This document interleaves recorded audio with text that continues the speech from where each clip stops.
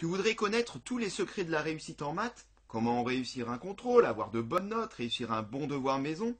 Eh bien écoute tout ce que je vais te dire dans cette vidéo. En classe d'abord, bien évidemment, il faut être attentif. Ça paraît logique, mais je vais t'expliquer pourquoi. Au collège, c'est simple déjà. Si tu es attentif, tu as fait les trois quarts du boulot.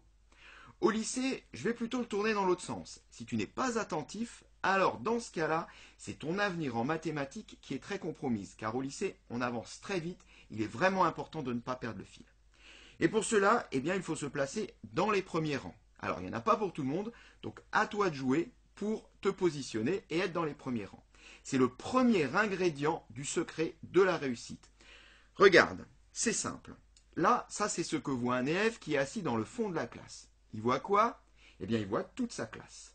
Et donc, tout ce qui s'y passe. Il y a vraiment de quoi être déconcentré quand on sait tout ce qui se passe dans une salle de classe. Bon. Ça, maintenant, c'est ce que voit un élève qui est assis dans le premier rang ou dans les premiers rangs. Il voit quoi, lui?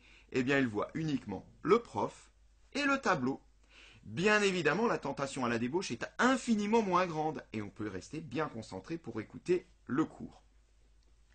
Ensuite, en classe, eh bien, il faut faire les exercices. Les exercices qui sont donnés par le prof durant les séquences d'exercices, c'est très important. C'est la base de la réussite en maths. En faire, en refaire, en faire le maximum, aller le plus loin possible dans la série d'exercices que propose ton prof.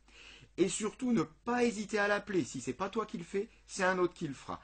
Sinon, eh bien, on sert à quoi, nous, les profs, si les élèves ne nous appellent pas? À la maison, maintenant. Qu'est-ce qu'il faut faire à la maison?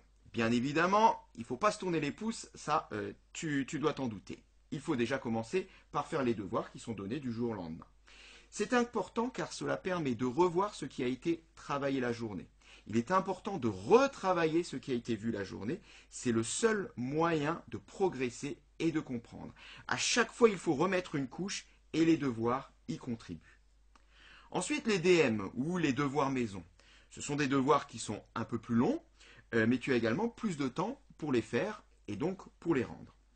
Alors d'abord, ne pas s'y prendre au dernier moment, sinon ça devient mission impossible et on est complètement débordé et puis finalement on rend quelque chose qui n'est pas bon. Ensuite, il faut y passer du temps. Ce que tu dois comprendre, c'est que le seul moyen de vraiment progresser en maths, eh bien, c'est de sécher sur un problème et de prendre le temps de le décortiquer pour les résoudre. C'est pas parce qu'on ne comprend pas qu'on perd son temps.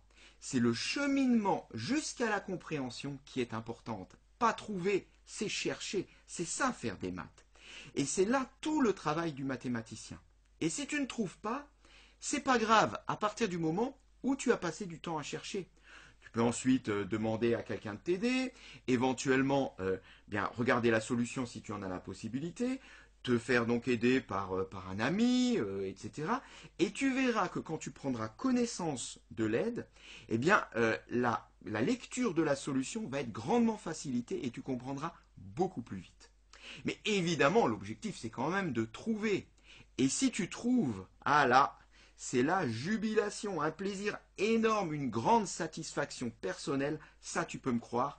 Quand tu arriveras à ça, tu découvriras le goût des mathématiques et tu verras qu'on ne t'arrêtera plus. Alors, tout ce que j'ai dit là, eh bien, qui concerne donc le travail en classe, les devoirs à la maison, c'est un travail de fond qui est utile et qui est nécessaire. Mais pour matérialiser sa réussite, bien évidemment, il faut des bonnes notes. Et pour cela, il faut réussir ses interros, ses contrôles, ses devoirs surveillés, ses DS, je ne sais pas comment tu les appelles toi avec ton professeur. Alors, comment déjà préparer une interro? Déjà, ce qu'il ne faut pas faire. Est-ce que préparer une interro, c'est ça? Non, bien évidemment, ce n'est pas ça. Si on veut être bien concentré, il faut éviter d'avoir son téléphone à proximité. Je sais que ce n'est pas facile, mais c'est malheureusement trop tentant de répondre à la centaine de messages que tu risques d'avoir en 5 minutes. Tu mets ton téléphone au dodo, tes amis ne vont pas mourir s'ils n'ont pas de tes nouvelles pendant quelques heures. Préparer une interro, eh bien, c'est rester concentré. Et le téléphone, malheureusement, ne le permet pas. Est-ce que préparer une interro, eh bien, c'est ça? Non, ce n'est pas ça. C'est bien d'inviter un ou une amie pour travailler ensemble, mais cela doit rester ponctuel. Un contrôle de maths, cela se prépare en général seul. Ou alors, il faut vraiment faire preuve d'une discipline exemplaire pour rester bien concentré. C'est plutôt rare. Ou alors, éventuellement, si tu as un ami qui peut t'aider ou t'expliquer, mais alors là, on ne parle pas de travailler ensemble, mais c'est plutôt un cours de maths dans ce cas-là. Alors, est-ce que préparer une interro, c'est ça? Non, ce n'est toujours pas ça. Lire le cours, ça ne sert quasiment à rien. Une interro de maths ne se prépare pas comme un contrôle d'histoire géo, par exemple. Il ne suffit pas juste de lire son cours. Apprendre le cours, c'est ce qui se fait en tout dernier. Le cours est un support pour résoudre les exercices. En maths, à quelques exceptions près, il ne faut pas apprendre, mais il faut comprendre. On va voir tout de suite ce qu'il faut faire avant d'apprendre le cours. Je n'ai pas dit qu'il ne fallait pas l'apprendre, mais je dis qu'il ne faut pas s'arrêter à apprendre le cours. En tous les cas, c'est ce qu'il faut faire en dernier. Et enfin, ne pas réviser au dernier moment, ça c'est également quelque chose qu'il ne faut pas faire, tu t'en doutes bien. Au contraire, il faut s'organiser, se faire un planning de révision. Si ton prof te dit interro dans une semaine, c'est bien sûr pas pour préparer la veille. Et c'est bien parce qu'il compte que tu t'y mettes suffisamment tôt pour ne pas être dépassé la veille du contrôle. Donc il faut se faire un petit planning de révision et se dire telle chose, je révise lundi, mardi, puis ceci, etc. Alors, si c'est pas tout ça, préparer une interro, c'est quoi? Concrètement, qu'est-ce qu'il faut faire? Eh bien, je vais te le dire. Déjà, la première des choses, il faut commencer par refaire, je n'ai pas dit relire, je dis bien refaire les exercices et les exemples corrigés en classe par le professeur. Ça, c'est la base de tout. Ce sont des exemples types que ton prof a choisis, pas par hasard, et tu risques fortement d'être interrogé sur ces exercices-là. C'est la première des choses qu'il faut refaire. Il faut vraiment savoir les faire, ces exercices, et surtout bien les comprendre. Les maths, c'est un sport de l'esprit, mais un sport. Donc, qui dit sport, dit entraînement. Pour préparer une interro, il faut donc être actif. Relire ne suffit pas, il faut savoir le refaire par soi-même. Parce que le jour de l'interro, on ne va pas te demander de relire ton cours, on va bien te demander de refaire. Donc pour cela, il faut s'entraîner à refaire. Ensuite, c'est pas tout. Refais des exercices complémentaires, c'est très important. Des exercices qui n'ont pas forcément été corrigés en classe, mais qui vont te permettre d'avoir un peu plus de recul et de devenir encore meilleur. Des exercices d'application, mais aussi des exercices d'approfondissement, tels des problèmes. Alors, où on peut trouver ce type d'exercice? D'abord, dans ton cahier d'exercices, tu dois en avoir tout plein que tu as traité en classe avec ton prof, qui n'ont pas nécessairement été corrigés dans les fiches d'exercice. Tout cela, tu peux les refaire. Ensuite, dans ton manuel de classe, certains exercices sont même corrigés à la fin du manuel, ou des fois dans des petits paragraphes qui s'appellent méthode ou savoir-faire. Ces exercices-là sont également des supports de travail. Il existe également des ouvrages parascolaires qui sont vendus en librairie. Il en existe tout plein. Je n'ai pas envie de te dire de dépenser ton argent pour faire des maths, mais quand même. Ces petits ouvrages, ils coûtent pas cher, ils sont en général autour de 10-12 euros. Tu en as pour toute l'année. Et si vraiment tu as prévu de t'améliorer en maths, d'avoir des bonnes notes en maths, c'est quand même un petit investissement qui est pas très onéreux. Et sur le net, évidemment, par exemple, sur ta chaîne YouTube préférée, je n'ai pas besoin de te donner le nom. Et quand tu as fini cela, là maintenant, tu peux enfin apprendre ton cours. Et très franchement, si tu as fait suffisamment d'exercices, tu verras qu'en réalité, tu n'auras strictement rien à apprendre. Tu connaîtras déjà toutes les définitions, toutes les propriétés. Tu les auras largement utilisées en résolvant les exercices. Donc finalement, apprendre ton cours, c'est quelque chose qui va aller très très vite. Alors il peut être également utile de faire des fiches qui résument les grandes lignes du cours, les méthodes, les propriétés importantes, etc. Ceci, ça peut être utile en particulier quand tu as un devoir qui porte sur plusieurs chapitres, un devoir commun ou même un examen à préparer. Tu dois aussi te demander de quels moyens on dispose pour démontrer telle ou telle chose. Cela permet d'avoir là aussi un peu plus de hauteur sur une notion qui est abordée. Par exemple, au collège, comment peut-on calculer la mesure d'un angle? Donc, essayer de lister toutes les méthodes que tu connais, je ne sais pas, des méthodes avec les fonctions trigonométriques, cosinus, sinus en classe de 3e, la règle des 180 degrés en classe de 5e, etc. Enfin, je ne vais pas toutes les énumérer. Au lycée, un exemple, par exemple, de quels moyens dispose-t-on pour démontrer qu'une suite est convergente? Alors on peut par exemple calculer sa limite, on peut utiliser les théorèmes de comparaison, le théorème de convergence monotone, etc.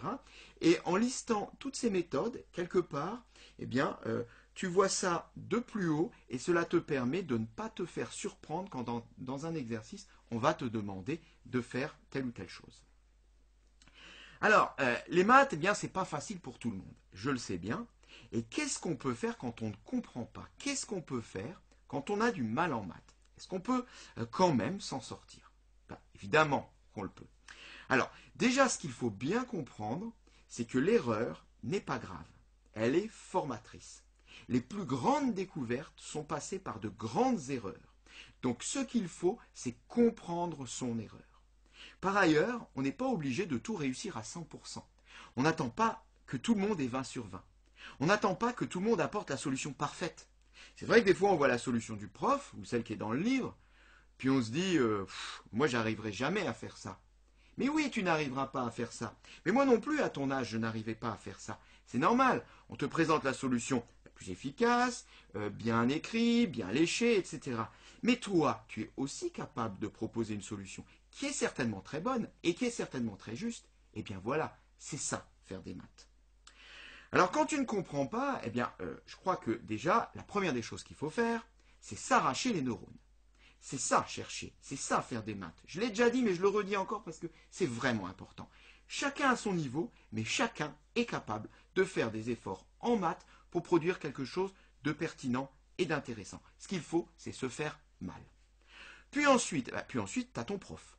Il est là pour ça. Donc, voilà, quand tu bloques, quand tu coinces, tu demandes à ton prof et puis il va pouvoir t'aider. Et puis si ton prof n'est pas disponible, eh bien tu peux chercher dans un livre, tu peux chercher sur le net, retourner à nouveau sur ta chaîne YouTube préférée, demander à un ami, demander à un parent, un frère, une sœur, éventuellement des cours particuliers. Mais là, attention, pour les cours particuliers, il faut vraiment que cela vienne de toi, pas de tes parents. Alors, on me demande souvent combien de temps il faut pour préparer un contrôle. Ça, c'est difficile à dire parce que cela dépend vraiment de ton niveau, de ta classe et puis de tes objectifs. Si tu es en seconde, que tu es un peu moyen et puis que tu as envie de rentrer en première S, évidemment là va falloir mettre la dose. Mais enfin, en tous les cas, j'ai envie de dire que si tu prépares ton interro en moins d'une heure, franchement, vaut mieux ne rien faire du tout et aller jouer au foot ou faire autre chose avec les copains. Enfin, j'exagère peut-être un petit peu, mais en tout cas, moins d'une heure ne permet pas de faire tout ce qu'on vient de dire jusque-là. Alors, au collège, compte au minimum 2 bonnes heures. Un petit peu moins peut-être dans les classes de 6e, 5e. Mais enfin, 2 bonnes heures pour préparer un bon contrôle de maths, c'est quand même pas énorme.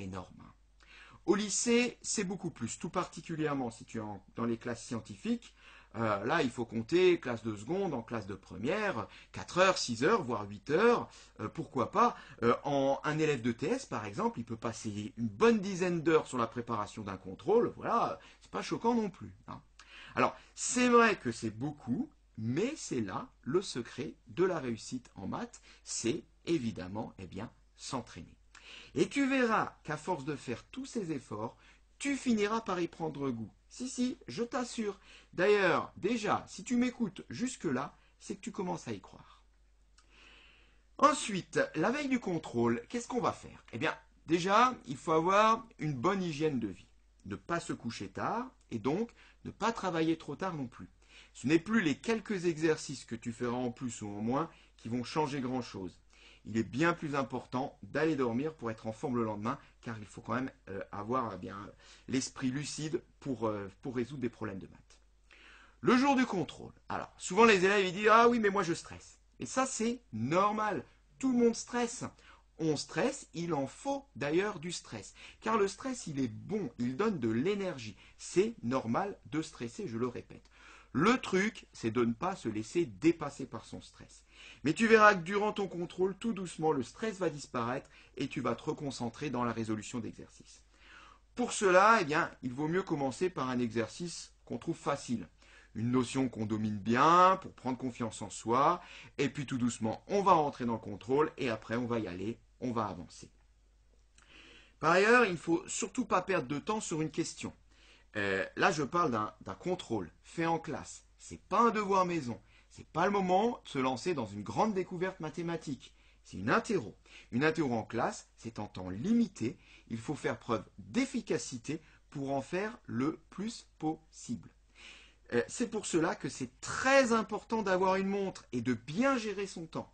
Le pire, c'est de regretter à la fin de ne pas avoir fini et de se dire ah bah mince, maintenant voilà, c'est fini, l'heure est finie, le prof ramasse les copies et ça je savais le faire, mais j'ai pas pu le faire. En maths, chaque question non faite, ce sont des points perdus. Si tu n'as pas résolu le dernier exercice, bah, tu seras peut-être noté sur 16 ou sur 15 au lieu d'être noté sur 20. Ta meilleure note, ça ne pourra être que 16 ou 15. Au mieux, hein. Évidemment, il faut encore enlever les erreurs. Et enfin, ne jamais se décourager. Aller toujours jusqu'au bout, tenter toutes les questions, produire à tout prix quelque chose, et même quand ça va mal, il faut quand même faire de son mieux. Je vais d'ailleurs finir par un petit proverbe mandchou qui, je l'espère, te fera méditer, qui dit « La honte n'est pas d'être inférieur à l'adversaire, c'est d'être inférieur à soi-même ».